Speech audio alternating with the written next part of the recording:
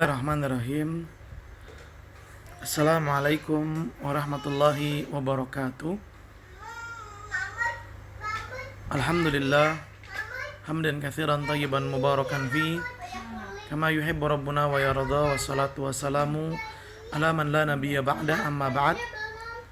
Para siswa SMA Plus Liwaul Furqan, alhamdulillah kita bersyukur kepada Allah Subhanahu wa taala. Pada kesempatan ini Allah memberikan kita nikmat sehingga kita bisa melanjutkan pembelajaran kita. Mudah-mudahan apa yang akan kita bahas bisa mendatangkan manfaat, mendatangkan barokah, serta tambahan ilmu yang menjadikan kita semakin bertakwa, semakin saleh, semakin diridhoi oleh Allah Subhanahu wa taala. Shalawat dan salam semoga senantiasa tersampaikan kepada junjungan kita, suri tauladan kita, Nabi yang mulia, Nabi Muhammad sallallahu alaihi wasallam, juga kepada keluarganya, kepada para sahabatnya, dan kepada orang-orang yang senantiasa mengikuti jejak sunnah beliau hingga hari kiamat. Allahumma la sahla illa ma ja'altahu sahla wa anta taj'alul hazana idza syi'ta sahla. Rabbi shrah li sadri wa yassir li amri wahlul 'uqdatam min lisani yafqahu qawli. Rabbana zidna ilman warzuqna fahman. Ahibati fillah, para siswa SMA Plus Liwaul Furqan, semoga senantiasa dalam lindungan Allah. Pada kesempatan kali ini kita akan melanjutkan pembahasan pelajaran fikih kita yang kita alhamdulillah telah sampai pada bab tentang bejana atau alat-alat yang digunakan untuk menyimpan makanan dan juga air. Kemarin kita telah membahas hukum menggunakan bejana yang terbuat dari emas dan perak.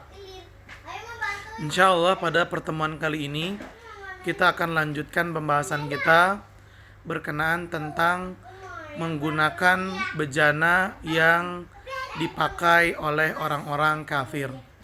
Mari kita lanjut dengan membaca kitab Fikih Muyassar. Ini dia pembahasan kita yang selanjutnya. Al-mas'alatu tsalitsatu. Permasalahan yang ketiga, aniyatul kuffari. Bejana-bejananya orang-orang kafir. Al-aslu fi aniyatil kuffari hillu. Hukum asal dalam menggunakan bejana milik orang kafir adalah halal, boleh. Illa idza ulimat najasatuha, kecuali jika diketahui kenajisannya.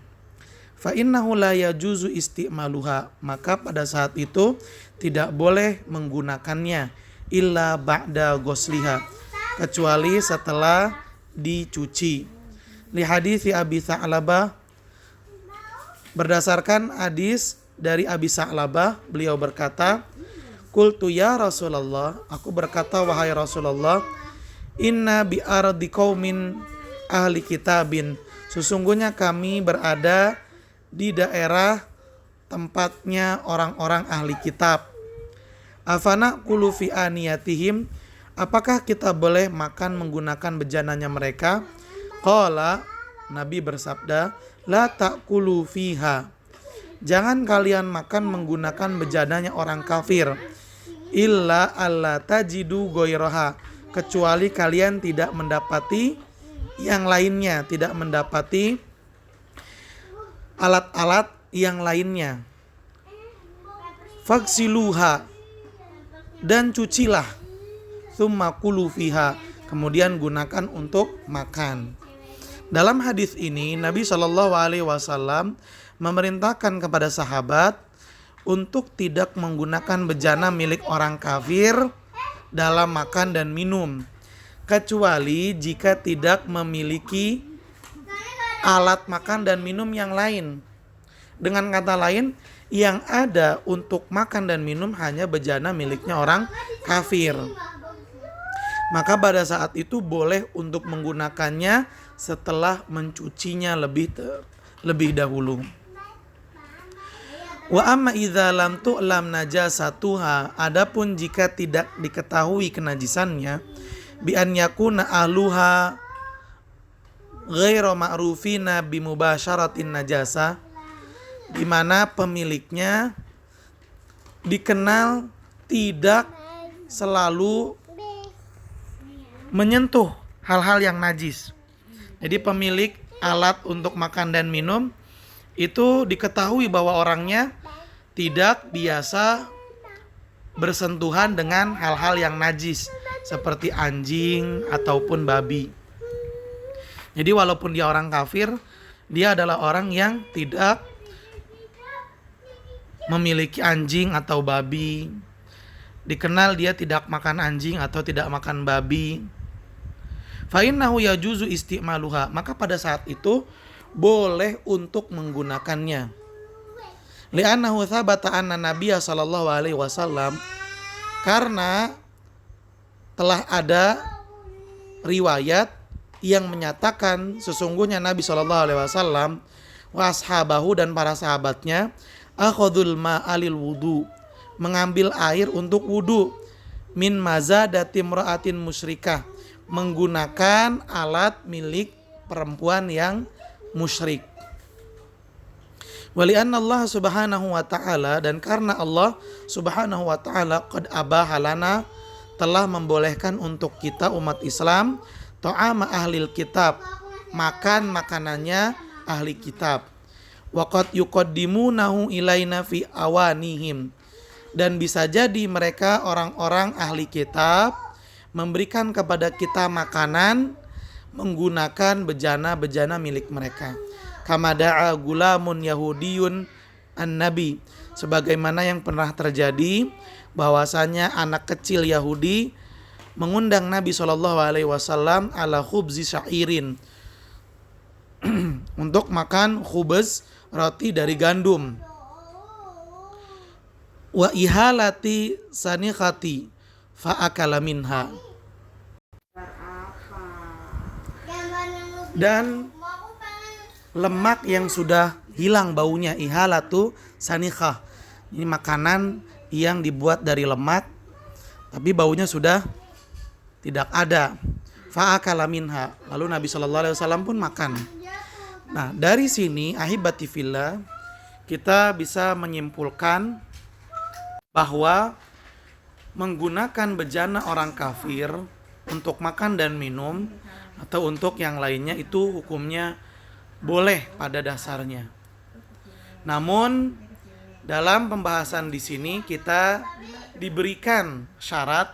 Yang pertama adalah orang kafir yang memiliki bejana tersebut dikenal tidak biasa bersentuhan dengan najis seperti anjing dan babi. Apabila diketahui orang kafir yang memiliki bejana tersebut terbiasa bersentuhan dengan najis, maka untuk menggunakannya harus melihat kondisi terlebih dahulu, yaitu ada tidak bejana selain milik orang kafir itu. Jika ada, maka gunakan bejana yang lain tersebut. Tapi jika tidak ada, maka boleh menggunakan bejana milik orang kafir itu dengan syarat mencucinya terlebih dahulu. Baik, kita lanjutkan pembahasannya. Al-mas'alatur rabi'ah, permasalahan yang keempat. At-taharatu fil aniyatil muttakhadati min juludil mayyitati. At-taharah, bersuci, fil aniyati, menggunakan bejana, al-muttakhadati, yang dibuat, min juludil mayyitati, dari kulit bangkai hewan. Jildul mayyitati, kulit bangkai hewan, idza dubigho, jika telah disamak, tohura wajaza isti'maluhu, maka menjadi suci dan boleh untuk digunakan. Liqauli sallallahu alaihi wasallam, berdasarkan sabda Nabi sallallahu alaihi wasallam, ayyuma ihabin, kulit apapun, dubigo, yang sudah disamak, faqat tohuro, maka sungguh kulit tersebut telah suci. Wali annahu sallallahu alaihi wasallam, dan karena Nabi sallallahu alaihi wasallam marra ala syatin mayyitatin, pernah berjalan lalu melewati kambing yang sudah menjadi bangkai. Faqala sallallahu alaihi wasallam, maka Nabi sallallahu alaihi wasallam pun bersabda, halla akhadhu ihabaha, mengapa mereka tidak mengambil kulitnya? Fadabaguhu, lalu menyamaknya. Fantafa'u bihi, kemudian menggunakannya. Faqalu, maka para sahabat pun bertanya, innaha mayyitatun, sesungguhnya itu sudah menjadi bangkai. Qala, Nabi bersabda, fa innama haruma akluha, yang haram dari bangkai itu jika dimakan. Wa hadza fima idza kanatil mayyitatu, dan hal ini apabila bangkai hewan mimma tahillu zakatu, adalah hewan yang boleh untuk dimakan jika disembelih, yang halal untuk dimakan jika disembelih. Wa illa fala, adapun hewan yang enggak boleh dimakan walaupun disembelih, maka kulitnya tetap tidak boleh digunakan. Amma sya'ruha fahuwa tahir, adapun bulunya itu suci. Ai syi'rul mayyitatil mubahatil aklu fi halatil hayati, yaitu bulu bangkai hewan yang mana hewan tersebut hukumnya boleh dimakan jika masih hidup kemudian disembelih. Wa amal lahmu fa innahu najasun, adapun dagingnya maka telah menjadi najis. Wa muharramun akluhu, dan haram untuk memakannya. Liqaulihi ta'ala, hal ini berdasarkan firman Allah Subhanahu wa taala, illa ayyakuna maitatan, kecuali jika hewan tersebut telah kecuali daging hewan yang mati atau bangkai, audaman masfuhan, atau darah yang mengalir dari hewan yang disembelih, aulah makhinzirin, atau daging babi, fa innahu rijsun, karena semua itu kotor. Baik, dari sini kita bisa mengambil kesimpulan ahibati fillah bahwa bangkai hewan itu masih bisa dimanfaatkan. Apanya? Yaitu kulitnya. Ya, kulitnya. Namun yang perlu diperhatikan adalah dilihat dulu hewannya yang menjadi bangkai itu. Apakah hewan tersebut adalah hewan yang boleh dimakan jika dia hidup lalu disembelih? Seperti kambing, sapi, unta, adalah hewan-hewan yang boleh untuk dimakan jika disembelih dan dia dalam keadaan hidup sebelum disembelih. Maka hewan-hewan seperti ini jika mati kemudian menjadi bangkai masih bisa diambil manfaat darinya, yaitu kulitnya. Adapun hewan-hewan yang memang gak boleh dimakan walaupun dengan cara disembelih ketika masih hidup, maka kulitnya tidak boleh digunakan ketika hewan tersebut telah menjadi bangkai. Contoh misalnya adalah kucing misalnya, atau anjing atau babi, di mana hewan-hewan itu adalah hewan yang tidak boleh dimakan, haram untuk dimakan. Walaupun hewan tersebut hidup kemudian disembelih, tetap tidak boleh dimakan. Nah, hewan-hewan ini karena haram dimakan, ketika mati dan menjadi bangkai tidak boleh digunakan kulitnya. Jelas ya? Hewan yang telah menjadi bangkai dan kulitnya masih bisa dipakai, dimanfaatkan, adalah hewan-hewan yang boleh untuk dimakan jika disembelih pada saat masih hidup. Adapun hewan-hewan yang gak boleh dimakan, maka gak boleh digunakan kulitnya. Nah, dalam hadis tadi juga dijelaskan bahwa bangkai hewan itu yang najis adalah dagingnya. Adapun kulitnya, bulunya itu dalam keadaan suci. Dalam keadaan suci, sehingga boleh untuk digunakan dengan syarat telah disamak. Apa itu disamak? Mari kita lanjutkan membaca kitab. Wa yahsulu dabghu bitanzifil adza wal qadar. Dan penyamakan itu bisa dilakukan dengan membersihkan adza, kotoran, penyakit, wal qadar. Sama, ini juga kotoran. Dengan membersihkan penyakit dan kotoran. Alladzi kana fil jilid, yang terdapat pada kulit. Jadi dibersihkan tuh kotoran-kotorannya, kemudian penyakit-penyakit yang terlihat di situ itu dibersihkan. Biwasitati mawadin tudofu ilal ma, menggunakan mawad, materi-materi, benda-benda, tudofu ilal ma, yang dicampur ke dalam air, kalmilah, seperti garam, wa ghairihi, dan yang lainnya. Awil bil nabat al ma'ruf, atau menyamak itu bisa menggunakan tumbuhan yang ma'ruf, yang dikenal digunakan untuk menyamak. Kal qarad, seperti tanaman koroz, ya, daun akasia, bisa dilihat nanti di Google. Awil ar-ar, atau daun ar-ar, wanahwiha, dan yang semisalnya. Daun ar-ar ini adalah tumbuhan yang mirip seperti pohon pinus. Ini adalah tumbuhan-tumbuhan yang dikenal biasa digunakan untuk menyamak. Jadi tujuan menyamak itu adalah membersihkan kulit hewan dari kotoran dan penyakit yang terlihat. Dibersihkan, dicuci intinya lah. Kalau sudah bersih, dijemur, baru bisa digunakan. Amma malatahillu zakatu fa innahu la yathur. Adapun hewan yang tidak halal untuk dimakan, walaupun dengan disembelih, fa innahu la yathur, maka walaupun disamak tetap aja kulitnya enggak suci, enggak halal untuk digunakan.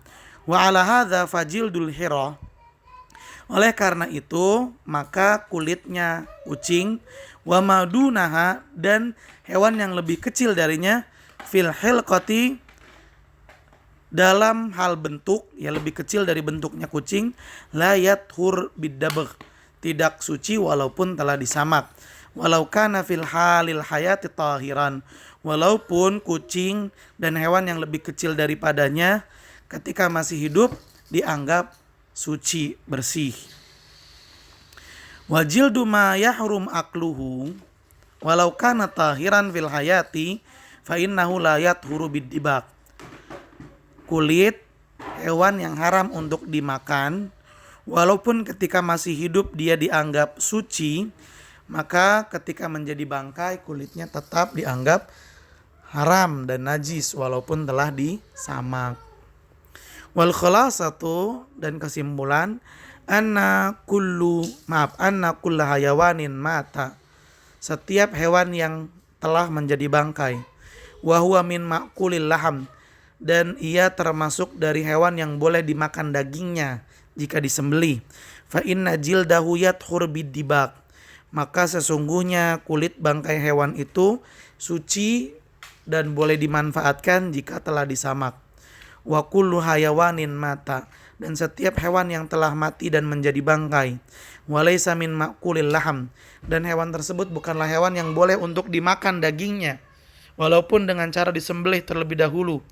Fa inna jildahu la yathur bidibak, maka kulit hewan tersebut yang telah menjadi bangkai tidaklah suci walaupun telah disamak. Baik, kita lanjutkan pembahasan yang berikutnya.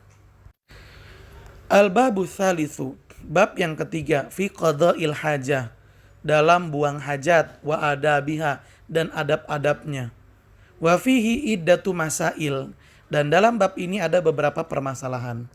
Al-mas'alatul ula, permasalahan yang pertama, al-istinja wal istijmar, istinja dan istijmar. Wa qiyamu ahadihima maqamal akhar, dan salah satu dari keduanya bisa menggantikan salah satunya. Maksudnya adalah istinja bisa menggantikan istijmar, istijmar juga bisa menggantikan istinja. Atau dengan kata lain, jika telah istinja tidak perlu istijmar lagi. Jika telah istijmar, maka tidak perlu istinja lagi. Apa sih artinya istinja dan istijmar? Baik, secara bahasa yang mudah, istinja dan istijmar itu artinya cebok. Nah, kita baca al-istinja'u, istinja izalatul kharij min sabilaini bil ma, membersihkan sesuatu yang keluar min sabilaini, dari dua jalur, yaitu jalur kemaluan dan dari jalur dubur, bil ma, dengan air, atau bahasa mudahnya cebok pakai air. Itu disebut dengan istinja dalam bahasa fikihnya. Wal istijmaru, sedangkan istijmar mashuhu bitahirin mubahin munqin, membersihkan sesuatu yang keluar dari dua jalur, yaitu kemaluan dan dubur, menggunakan benda yang bersih yang boleh digunakan, dan munqin, benda itu bisa membersihkan, kal hajar, seperti batu, wa nahwihi, dan yang semisalnya. Atau dengan bahasa mudahnya, istijmar itu cebok tapi tidak pakai air, namun menggunakan benda yang lain seperti batu, atau yang sekarang ini menggunakan tisu dan yang semisalnya. Wa yujzi'u ahaduhuma anil akhar, salah satu dari keduanya telah mencukupi yang lainnya. Maksudnya kalau udah istinja nggak perlu istijmar lagi, kalau udah istijmar ya nggak perlu istinja lagi. Lithubuti dzalika anin Nabi sallallahu alaihi wasallam, karena ada riwayat dari Nabi sallallahu alaihi wasallam. Fa'an Anas, dari sahabat Anas radhiyallahu anhu, qala, beliau berkata, kana Nabi sallallahu alaihi wasallam, dahulu Nabi sallallahu alaihi wasallam yadkhulul khala, pada saat beliau masuk toilet, fa'ahmilu ana wa gulamun nahwi, maka saya, kata Anas, dan anak yang seperti saya, maksudnya seusia dengan saya, kita berdua membawa idawah min ma'in, wadah untuk air, ya kayak ember, wa anazah, dan juga membawa tongkat pendek. Fayastanji bil ma, maka Nabi Shallallahu alaihi wasallam pun cebok menggunakan air. Wa an Aisyah radhiyallahu anha, dan dari Aisyah radhiyallahu anha, anin Nabi Shallallahu alaihi wasallam, dari Nabi Shallallahu alaihi wasallam, qala, beliau bersabda, idza dhahaba ahadukum ilal ghaiti, jika salah seorang dari kalian pergi ke toilet, tempat untuk buang hajat, falyastatib, hendaklah dia membersihkan diri, bisalah tati ahjar, menggunakan 3 batu, fa innaha tujzi'u anhu, karena yang demikian sudah dinyatakan cukup. Dalam hadis yang kedua ini Nabi SAW menganjurkan cebok menggunakan batu sejumlah 3. Wal jam'u bainahuma afdol, dan menggabungkan keduanya, yaitu istinja dan istijmar, lebih utama untuk dilaksanakan. Dari kedua hadis di sini kita memahami bahwa cebok itu bisa menggunakan air, ini yang umumnya dilakukan oleh kita, dan juga bisa menggunakan benda selain air. Tapi benda tersebut boleh untuk digunakan, dan benda tersebut adalah benda yang suci serta bisa untuk membersihkan, seperti batu, dedaunan, atau yang umumnya adalah tisu. Nah, hadis-hadisnya jelas tadi. Dalam hadis yang pertama, prakteknya Nabi ketika beliau cebok menggunakan air. Dan yang kedua, hadis yang menjelaskan Nabi menganjurkan untuk cebok menggunakan batu. Namun jika kita melakukan keduanya, yaitu pakai air juga dengan benda selain air, maka itu lebih utama.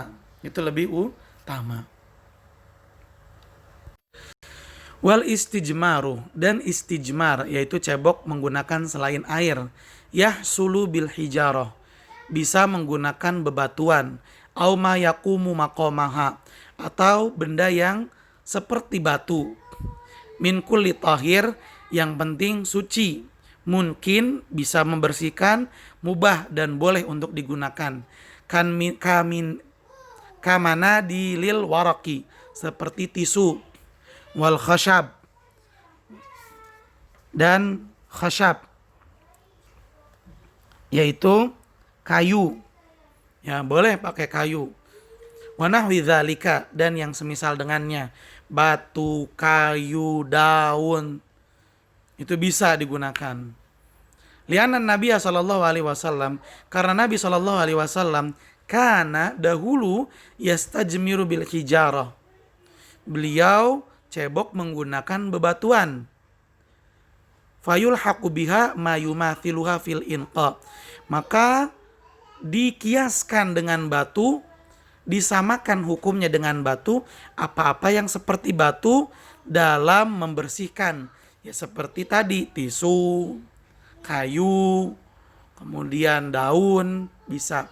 Wala yujza fil istijmar, dan tidak dinyatakan cukup dalam istijmar aqal min thalathi masahat, jika istijmarnya kurang dari 3 usapan. Li hadits Salman radhiyallahu anhu. Hal ini berdasarkan dengan hadis yang dibawa oleh sahabat bernama Salman radhiyallahu anhu. Nahana, kami dilarang, yakni Nabi, oleh Nabi sallallahu alaihi wasallam, an nastanji bil yamin. Kami dilarang oleh Nabi untuk cebok dengan tangan kanan. Au nastanji, atau cebok bi aqal min salatati ahjar, kurang dari 3 batu. Wa an nastanji bir roji. Kami juga dilarang untuk cebok menggunakan roji, yaitu kotoran hewan yang udah kering, nggak boleh. Au azmin, atau menggunakan tulang. Dalam hadis ini Nabi menyebutkan 4 larangan. 1, dilarang cebok pakai tangan kanan. 2, kalau cebok pakai batu maka nggak boleh kurang dari 3 batu. 3, tidak boleh cebok menggunakan kotoran hewan yang kering. Yang 4, tidak boleh cebok menggunakan tulang. Nah, dari hadis ini kita bisa mendapatkan pemahaman bahwa dalam istijmar tidak boleh kurang dari 3 kali usapan. Contohnya ya ikhwan, misalnya seseorang sedang dalam hiking, ya, naik gunung. Kemudian ketika dia buang air kecil, dia ceboknya pakai daun. Dia ambil 1 daun, kemudian dia cebok cuma sekali usap. Nah, ini belum cukup. Kalau cuma sekali usap, dia dinyatakan belum bersih. Sehingga kalau dia wudunya nggak sah. Karena dianya belum suci. Terus bagaimana agar dia dinyatakan suci? Agar dia dinyatakan suci, dia harus mengelapnya minimal 3 kali. Ketika dia habis buang air kecil, ambil daun. Kalau daunnya lebar, besar, ya sekali aja ambil daunnya 1. Diusap pada bagian-bagian daun yang terpisah, berbeda-beda. Sebanyak 3 kali usapan. Tapi kalau daunnya kecil-kecil, ya ambil 3 daun. Sekali usap, 2 kali usap, 3 kali usap, selesai. Mau lebih dari itu, lebih baik. Minimal tidak boleh kurang dari 3 kali usapan. Kemudian yang selanjutnya, al-mas'alatu tsaniyah, permasalahan yang ketiga, istiqbalul qiblati wa istidbaruha hala qada'il hajah. Menghadap kiblat dan membelakangi kiblat dalam keadaan buang hajat. Apa hukumnya kalau kita lagi buang hajat ngadep kiblat atau ngebelakangi kiblat? La yajuzu istiqbalul qiblah wala istidbaruha. Enggak boleh menghadap kiblat atau membelakangi kiblat hala qada'il hajah, ketika buang hajat fi sahra, di tempat terbuka, bila hail, yang enggak ada temboknya. Li hadits Abi Ayyub Al-Ansari radhiyallahu anhu. Hal ini berdasarkan oleh hadis yang dibawakan oleh sahabat Abi Ayyub Al-Ansari radhiyallahu anhu. Qala Rasulullah sallallahu alaihi wasallam bersabda, "Idza ataitumul ghaita," jika kamu mendatangi tempat buang hajat, Fala tastaqbilul qiblah, maka jangan kamu menghadap kiblat, wala tastadbiruha, dan jangan kamu membelakanginya, walakin syariku au gharibu, tapi mengarahlah ke arah yang tidak ada kiblatnya, yaitu ke arah yang tidak menghadap kiblat dan tidak membelakangi kiblat. Qala Abu Ayyub berkata, faqadimna Syam, suatu ketika kami datang ke negeri Syam, fawajadna marahid, lalu kita mendapati tempat-tempat buang hajat, qad buniyat nahwal Ka'bah, yang dibangun menghadap Ka'bah. Fanan harifu anha, lalu kami pun menggunakan tempat buang hajat itu, tapi kami tidak menghadap atau tidak membelakangi kiblat. Wa nastaghfirullah, dan kami pun beristighfar kepada Allah. Baik ahibati fillah, mungkin sampai di sini perjumpaan kita pada kesempatan kali ini. Mudah-mudahan apa yang kita bahas bisa mendatangkan manfaat dan ilmu yang barokah. Silakan catat hal-hal yang penting di buku kalian. Jika ada pertanyaan silakan ditanyakan melalui WhatsApp. Dan tolong untuk mengerjakan tugas yang Ustadz berikan di Google Classroom. Atau bisa kalian foto lalu kirim ke Ustadz. Tapi tolong dahulukan untuk di Google Classroom saja. Dan apabila masih menggunakan nama samaran, tolong diganti menjadi nama yang asli. Terima kasih banyak atas perhatiannya. Mohon maaf apabila ada kekurangan dan kesalahan. Subhanakallahumma wa bihamdika asyhadu an la ilaha illa anta astaghfiruka wa atubu ilaik. Billahi taufiq wal hidayah. Tsumma assalamualaikum warahmatullahi wabarakatuh.